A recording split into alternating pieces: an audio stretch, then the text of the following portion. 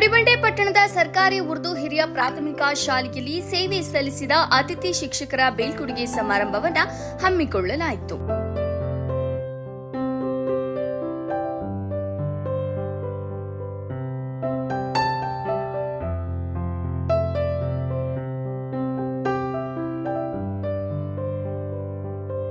ನಂತರ ಮಾತನಾಡಿದ ಕರ್ನಾಟಕ ಉರ್ದು ಸಾಹಿತ್ಯ ಪರಿಷತ್ತಿನ ಅಧ್ಯಕ್ಷರಾದ ಮೊಹಮ್ಮದ್ ನಾಸರ್, ಪ್ರತಿಯೊಬ್ಬ ಮಗುವಿಗೆ ಶಿಕ್ಷಣ ಕೊಟ್ಟು ಅವರನ್ನ ಸುಶಿಕ್ಷಿತ ಪ್ರಜೆಯನ್ನಾಗಿ ಹಾಗೂ ದೇಶದ ಅಭಿವೃದ್ಧಿಯಲ್ಲಿ ಭಾಗಿಯಾಗುವಂತೆ ಮಾಡುವಂತಹ ಶಿಕ್ಷಕರ ಸೇವೆ ಅಪಾರವಾದದ್ದು.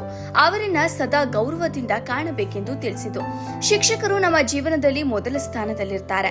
ಪ್ರತಿಯೊಬ್ಬ ಸಾಧಕನ ಸಾಧನೆಯ ಹಿಂದೆ ಓರ್ವ ಶಿಕ್ಷಕ ಇರುತ್ತಾನೆ ಎಂಬುದನ್ನು ಮರೆಯಬಾರದು. ತಮ್ಮ ಇಡೀ ದಿನವನ್ನ ವಿದ್ಯಾರ್ಥಿಗಳಿಗೆ ಶಿಕ್ಷಣ ನೀಡುವಲ್ಲಿ ಮೀಸಲಿಡುತ್ತಾರೆ. ಅವರ ನಿಸ್ವಾರ್ಥ ಸೇವೆಗೆ ನಾವೆಲ್ಲರೂ ಚಿರಋಣಿಯಾಗಿರಬೇಕು. ಇನ್ನು ಅತಿಥಿ ಶಿಕ್ಷಕರಿಗೆ ಕಡಿಮೆ ಗೌರವಧನ ನೀಡುತ್ತಿದ್ದು ಅವರೂ ಸಹ ಉತ್ತಮ ಸೇವೆ ಸಲ್ಲಿಸುತ್ತಿದ್ದಾರೆ. ಅವರಿಗೆ ಸರ್ಕಾರಗಳು ನೀಡುತ್ತಿರುವ ಗೌರವಧನವನ್ನ ಹೆಚ್ಚಿಸಬೇಕು ಎಂದರು. ಎಲ್ಲರಿಗೂ ನಮಸ್ಕಾರ. ಏನಿವತ್ತು ಸಾರ್ ಹೇಳ್ತಾ ಇರೋದು, ಈಗ ನಾವು ನಮ್ಮ ಉದ್ದೇಶ ಏನಂದರೆ ನಮ್ಮ ಅತಿಥಿ ಶಿಕ್ಷಕರನ್ನು ಬೀಳ್ಕೊಡುಗೆ ಸಮಾರಂಭ ಮಾಡೋಣ ಅಂತ ನಾವು ಅಂದ್ಕೊಂಡಿದ್ವಿ ನಮ್ಮ ಸಂಘಟನೆಯಿಂದ. ಸಾರ್ ಹೇಳ್ತಾ ಇರೋದು ಈಗ ಗೊತ್ತಾಗ್ತಾ ಇದೆ. ಅದು ಒಂದು ದುಃಖದ ವಿಷಯನೇ. ಯಾಕಂದರೆ ನಾವು ಹೆಂಗಿದ್ವಿ ಏನು ಅಂತ ಎಲ್ಲರಿಗೂ ಗೊತ್ತು. ನಮಗೆ ಸಾರ್ ಎಷ್ಟು ರವೀಂದ್ರಗೌಡ ಸರ್ ಎಷ್ಟು ಸಹಕಾರ ಕೊಟ್ಟಿದ್ದಾರೆ ಪ್ರತಿಯೊಂದು ಕಾರ್ಯಕ್ರಮ ಮಾಡೋಕ್ಕೆ. ಸಂಘಟನೆಗೆ ನಮ್ಮ ಸಂಘಟನೆಯಿಂದ ಬಂದು ಇಲ್ಲಿ ಹಲವಾರು ಕಾರ್ಯಕ್ರಮಗಳನ್ನು ಮಾಡಿದ್ದೀವಿ. ಆದರೆ ಅವ್ರ ಸಹಕಾರ ಇಲ್ಲದಿದ್ದರೆ ನಾವು ಮಾಡೋಕ್ಕಾಗ್ತಾ ಇರಲಿಲ್ಲ. ನಮಗೆ ತುಂಬ ಸಹಕಾರ ಕೊಟ್ಟಿದ್ದೀರಾ.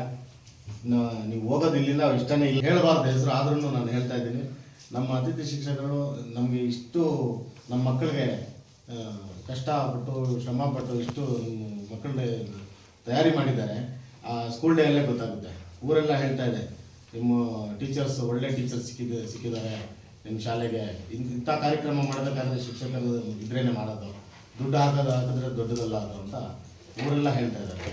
ಅದಕ್ಕಾಗಿ ನಾವು ಒಂದು ಚಿಕ್ಕದಾಗಿ ಒಂದು ಸನ್ಮಾನ ಕಾರ್ಯಕ್ರಮ ಈ ಸಮಯದಲ್ಲಿ ಇಟ್ಕೊಂಡಿದ್ದೀವಿ. ನಾನು ಶಿಕ್ಷಕರನ್ನ ಹೇಳೋದು ಒಂದೇ ಏನಂದರೆ, ಇಷ್ಟು ದಿನ ನನ್ನ ಜೊತೆ ನಮ್ಮ ಸರ್ ಜೊತೆ ನೀವು ಕೆಲಸ ಮಾಡಿದ್ದೀರಾ. ತುಂಬ ಒಳ್ಳೆಯ ರೀತಿಯಲ್ಲಿ ಮಾಡಿದ್ದೀರಾ, ತುಂಬ ಒಳ್ಳೆಯ ರೀತಿಯಲ್ಲಿ. ಯಾಕಂದರೆ ಒಂದು ಮಾತು ಅವರು ಜೋರಾಗಿ ಹೇಳಿರ್ಬೋದು, ನಾನು ಹೇಳಿರ್ಬೋದು. ನಾನು ಹಲವಾರು ಸರಿ ಬಂದು ಹೇಳ್ತಾನೆ ಇರ್ತೀನಿ, ಆ ಥರ ಮಾಡಿ ಈ ಥರ ಮಾಡಿ ಅಂತ. ನನ್ನ ಮಾತುಗೂ ಯಾವುದೇ ಬೇಜಾರು ಮಾಡ್ದಂಗೆ ನೀವೆಲ್ಲ ಇಷ್ಟು ದಿನ ಇಷ್ಟು ಚೆನ್ನಾಗಿ ಸುಂದರವಾಗಿ ನಮ್ಮ ಶಾಲೆ ನಡೆಸ್ಕೊಂಡು ಬಂದಿದ್ದೀರಾ. ನಿಮಗೆ ಧನ್ಯವಾದಗಳು ಹೇಳಕ್ಕೆ ಇಷ್ಟಪಡ್ತೀನಿ ನಾನು.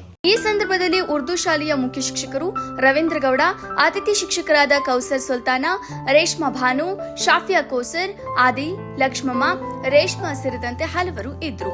ವರದಿ ಮೊಹಮ್ಮದ್ ನಾಸಿರ್, ಗುಡಿಬಂಡೆ. ಈಗ ಬೇರೆ ಶಾಲೆಗೆ ವರ್ಗಾವಣೆ ಆಗಿದೆ.